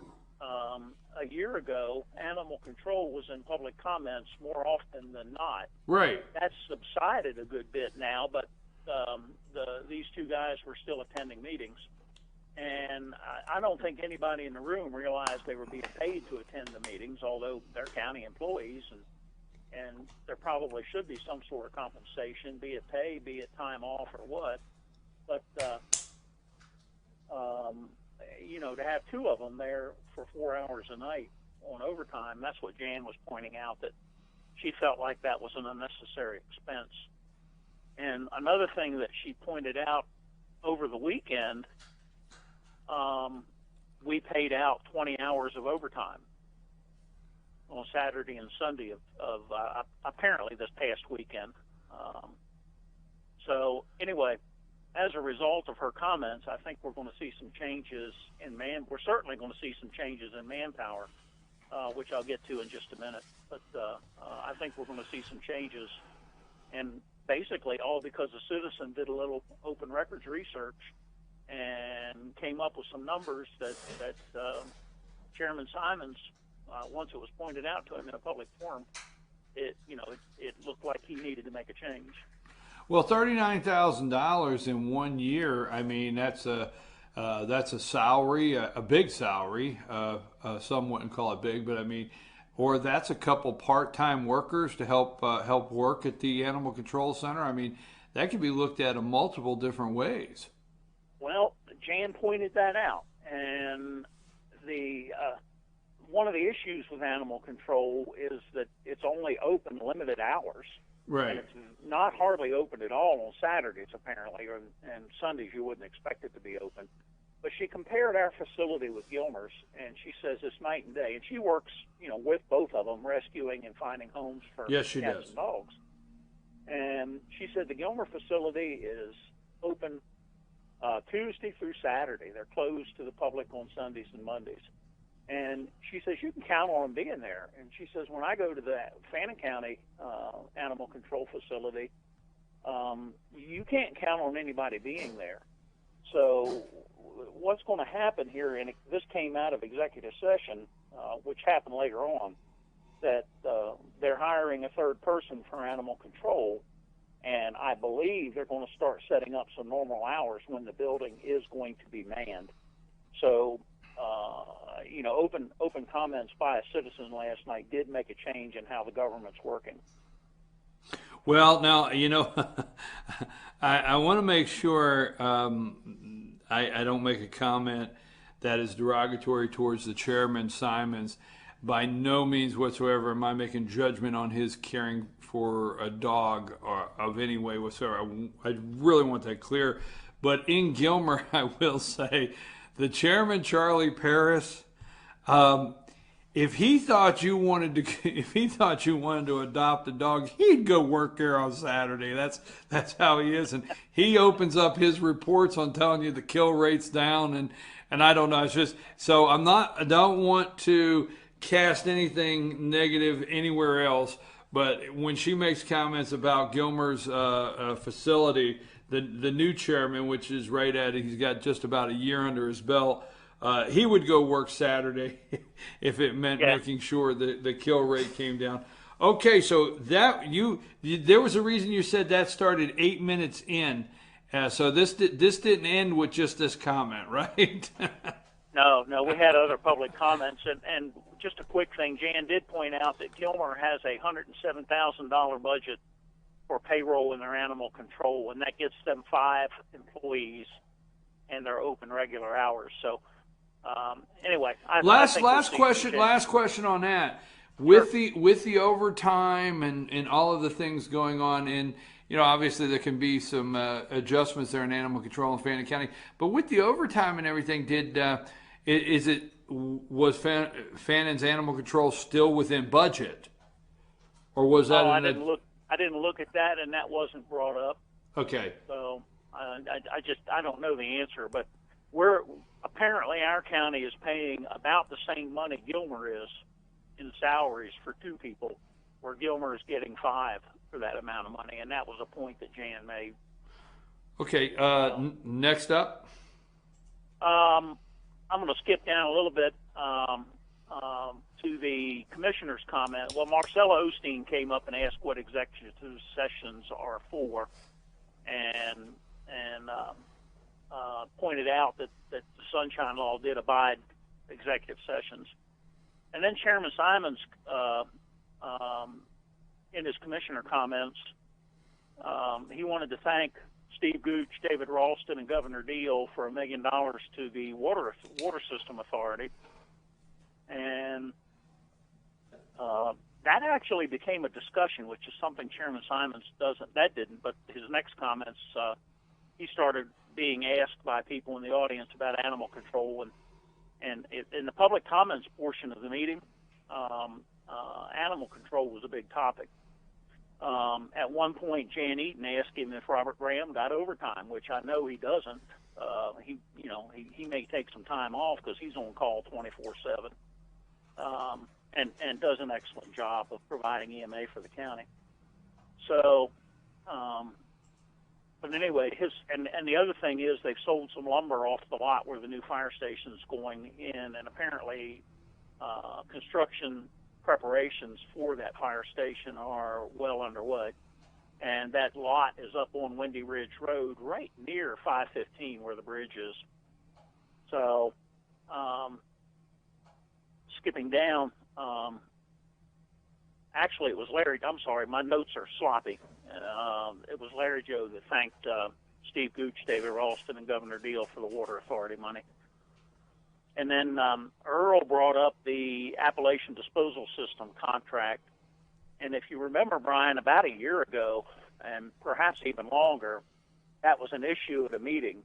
And apparently Appalachian Disposal is charging Franken County residents higher rates on garbage disposal than the surrounding counties. And, of course, that was all negotiated in a contract with them. And that contract is now expired, and Earl wants it put out for bid, and Earl is pushing to get a competitively bid disposal system into the county. And I think the overall result of that is going to be a reduction in waste disposal fees. But that was brought up by Earl last night. Earl also mentioned the driveway ordinance. Apparently the county has a driveway ordinance, and the driveways in the county are supposed to be set where the runoff doesn't run into the road. They're looking into that. The county advertised for the auditor. You know, the state law requires every county to be audited annually. Yes. And they were running the legal ad in the legal organ for the county. And they only got one bid. And I'll give you three guesses to figure out who that bid came from, and perhaps even the first two don't need to count. R.L. Jennings was the only bidder. And the post commissioners are not happy that R.L. Jennings is the only one that bids, so I believe they're going to rebid that. And this time send it out in different areas, perhaps make some phone calls to see if they can attract some competitive bidding on the annual audit. It's a fairly expensive thing. Last year, I think it was $55,000, something like that. And it's where they have a CPA firm who is versed in county law come in and audit the operations of the county government. Not only the finances, but whether they've done things correctly according to the county local legislation and ordinance and state laws. John, let me ask you a question. In your memory, how long has R.L. Jennings done the audit? I used to work for the county back in the late 90s, and they did the audits then. I don't know if anybody else has ever done the audits since then. After I left county government back in 2000, I really didn't pay a lot of attention to it until a few years ago. But when I left, R.L. Jennings was doing the audit, and when I got back involved in county politics, R.L. Jennings is doing the audit. So, well, when you throw something out there and you don't have time to explore deeper into it, sometimes it's inappropriate. So I want to be careful because we don't have time to delve into it. But as far as a company and somebody to do the audit, R.L. Jennings is not a bad firm, and we're not saying anything negative where R.L. Jennings is concerned. But after last year's audit, and this is where it might not be fair, but after last year's audit, several things came to surface in last year's audit. And I'm going to say this tongue in cheek, and if you agree with me, jump in. If not, we'll just use our regular agree to disagree format that we have. But I thought that the audit showed some things this past year, and that is more on pressure that was put on by you, the citizens, the media, the post commissioners. And it's interesting that a lot of pressure was put on some topics and issues that seem to bring some things to surface in the audit that I don't know that they would have. That sounds negative if the proper pressure wasn't applied. Now, what I'm saying with that is I'm not for sure, not to be negative with R.L. Jennings again, but I'm not for sure that a fresh set of eyes on the county would not be nice, I guess, to say it the least. I think that's where Earl and Larry Joe want to go. And apparently even the ACCG recommends using different audit firms every couple of years, so that your auditor doesn't get used to the way you do things, to have a fresh set of eyes. And nothing I said was meant to be derogatory towards R.L. Jennings. I know. No, I know you weren't. Yeah. I agree wholeheartedly, and that's why I was really setting it up there that we're not saying anything negative of the audit firm, but I think a lot of things surfaced last time. I think you would agree that a lot of things were that come out, and that was a very lengthy audit report that both of us attended, and things of question came out, and I don't know that a fresh set of eyes. Now, sometimes what your commissioners will do is they will tend to say, well, there's a larger cost to turning over the files to a new audit firm and one thing after another. But, for the most part, that's just garbage. You get another audit firm and it shouldn't cost more than that. So you think did they table it and they're going to put it back out for bid, or where did they leave that? Well, they didn't table it. By Robert's rules, they didn't take any action at all. Right. And nor did they open the bid, which I think should have been a sealed bid. However, the gentleman's agreement type thing was done, and Rita's going to re-advertise. So it'll be required to be advertised in the local organ, and I don't know, legal organ, and I don't know if she's going to advertise it in other newspapers, or she's going to make some phone calls to different accounting firms in and out of the county. I don't know how she's going to handle that. Can they solicit bids? Like that. I'm not for sure. I think they can get bids as long as it's handled properly and it's sealed and it's done within the parameters that they put out, and the bids are within the guidelines that they ask for. I don't know that they can't ask for bids in multiple areas. I've never seen anything that prohibits it. Right. And when I worked for the county, I had to change out the 911 CAD system for Y2K. And the company that was maintaining the CAD system in the 911 center was certainly one of the bidders. And, when we found out that the money was going to cost more than the spending authority of the Board of Commissioners, we had to put it out for bid. So we did, but I picked up the phone and I called the current vendor and told him that we were going to have to do a sealed bid sale or sealed bid purchase on this. So I actually did solicit a bid, and we got bids from two other companies just off the local paper, and I don't remember soliciting either of those. So, and both of those, well, one of those companies was TDS Telecom, and the other one was a firm from out of town somewhere. So the long and the short of it is, I don't think there's anything that prohibits you from making a phone call. Hey, we're looking for these services. It's going to need to, be in a sealed bid format, and here is the request for the proposal. John, I don't think there's anything in the world that prohibits that. I agree. Anything else on the county meeting last night? The one thing that I think is well worth mentioning is animal control rescued a cat out of a sewer pipe in front of Home Depot yesterday. Literally went down the manhole and crawled through the pipe to get to the cat. So even with their trials and tribulations, they are the good guys. Well, we never want to leave without discussing the rescue of a cat and the real heroes out there. Okay, now let's switch before I let you off the line to a little bit of politics. Did you watch any of the debate last night? I watched about the first 5 minutes. Like you, I was up at 4:30 yesterday morning and didn't get to take a nap. So at 9 o'clock, I was either going to fall asleep in the chair or fall asleep in my bed. I chose the bed. You reading So any? I went to bed about 9:15. You reading any morning reports or reports from last night, or where do you stand on candidates right now, John? Are you where do you stand on the candidates in this campaign right now? I am. No, I haven't read any reports. I spent a few minutes getting ready to give this report, so I didn't get my morning read in here before you and I talked. But where do I stand on the candidates? It hasn't much changed. Anybody on the Republican side of the ledger would be a welcome relief to what we have now and to Hillary Clinton. I am glad to hear that the FBI has now opened a full investigation into her email. Yes. Because I believe that what she did there was wrong, and that's got nothing to do with politics.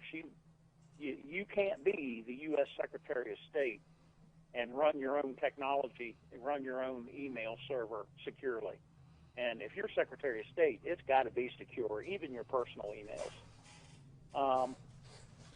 So that hasn't changed. I still like Ben Carson a lot. I think I sent it in an email to you. I was Yes. a teenager too. I had all kinds of. I've had tough times when I was a teenager. And this guy was reared by a single mother from the age of 8 on. He had a tough life growing up in Detroit. He made a comment last night, John. He did make a comment last night thanking the moderators for not asking him. I forget what he said. Something to the reference of not asking him about what he did in the 10th grade. So. Yeah.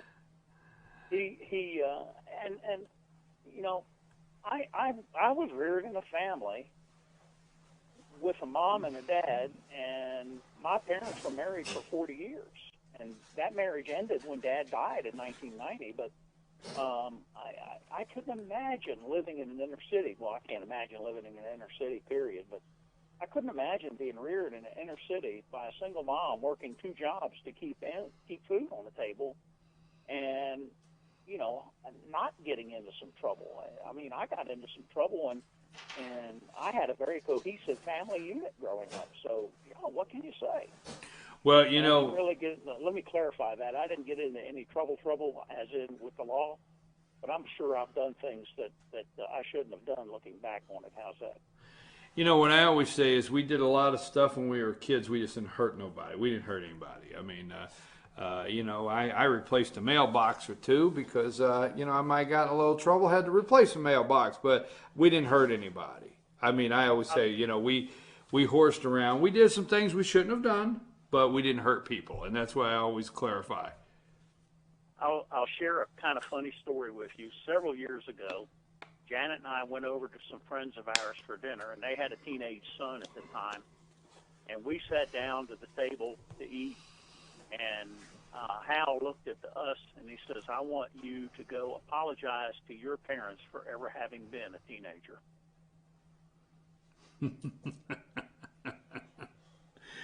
Yeah, Needless to say, they had teenager problems earlier that day. Well, But I've never forgotten that. And Brian, that had to have happened 25, 30 years ago when we sat down with them for dinner. Well, we did, I think, once or twice. This is back in the days where a cherry bomb was a pretty good explosive. Yeah. And on 4th of July, we would take what we call a cherry. It's 4th of July. We'd take a cherry bomb and, see how loud it would boom in a closed mailbox or something. Just see what happened, But like I said, we didn't hurt people. We had fun, and we got in a little bit of trouble. And we can go on about today how that has changed gears. John, I always appreciate you. Any major issues within the state or the federal government, but within the state right now, because we've got local legislation getting ready to start down in Atlanta. We're going to be in January, right before you know it. We're going to be down under the Gold Dome. Anything in the state right now that you're looking at, or the Tea Party Patriots there in Fannin County have put on the radar to keep an eye on, or what are you guys looking at? Not yet. I haven't. It's still a day or two early for pre-files. I'll start checking the pre-files in a week or so. So I don't really have anything on the radar. I will say one of the things that intrigued me about David Ralston, he spoke to the Tea Party a month or so ago, and one of the things he said is we have enough laws, and if I remember his wording right, he's going to do his best not to put laws in place that are not necessary. So that's kind of an interesting twist from a legislator, I think. Well, I would be, and I've got to move on. I would be interested, every state in the United States, if they would go through and say, okay, the next 2 weeks is going to be clean out your closet week. I mean, we're going to go through all the arcade laws, that's just things that are just not necessary, that are overreaching, get in the way of personal freedoms, and we're going to clean house. And I'd like to see that in every state in the United States. John, I appreciate you very much for always coming on and giving a report on Fannin County after the Board of Commissioners. I also want to expose to our viewers that you do help us with a lot of our outside tech issues. John will send us messages concerning audio, video, or things that are going on with some tech issues with us to help us out, and I never want to leave without thanking you for that, John. Well, I appreciate it. And thank you for being a listener and a viewer, and keep bringing us those Fannin County reports. And that's great news. Again, congratulations to the new Economic Development Director, Christy Arp, and congratulations to Robert Graham. And we look forward to seeing maybe some changes in animal control. John, have a nice day. BKP, good morning from the office, North Georgia's only live online morning show. Now that is interesting. That's my good friend John Mullinex giving the Fannin County report.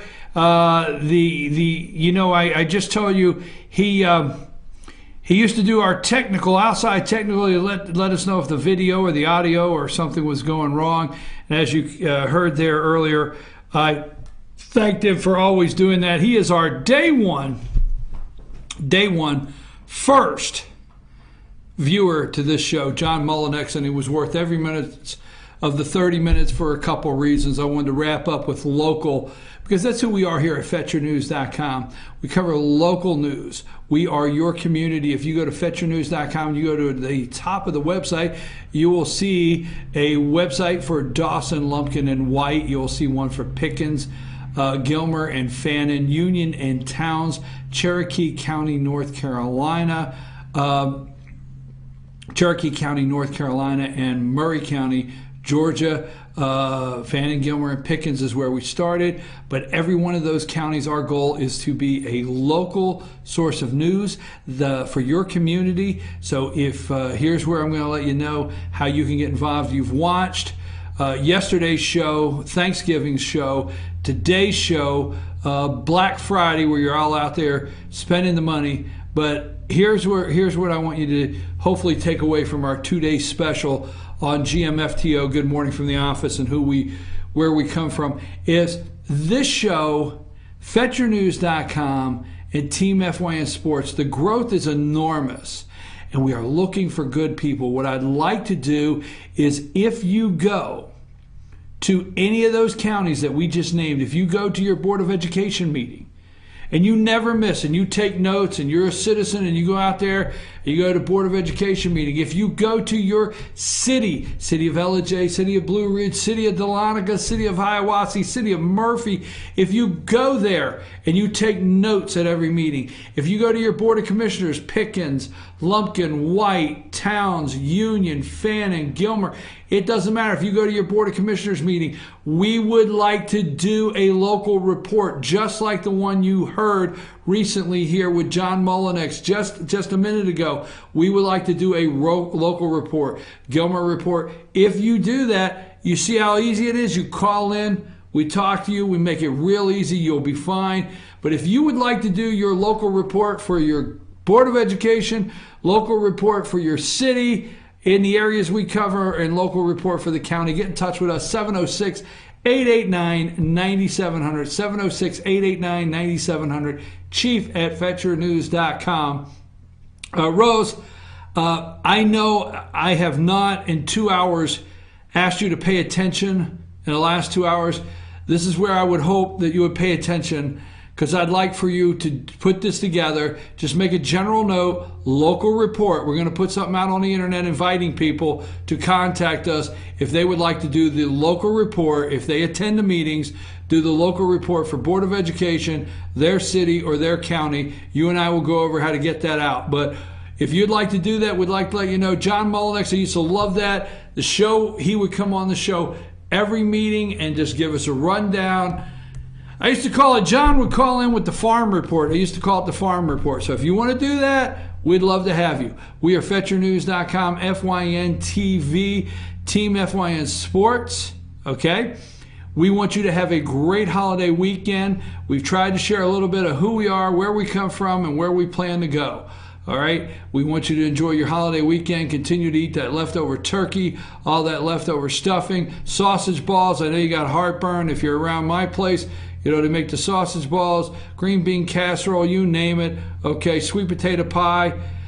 What's the difference of sweet potato pie and pumpkin pie? Has anybody got the dibs on that? Can I get a, like, what is the deal? I mean, that's two totally different vegetables, first of all.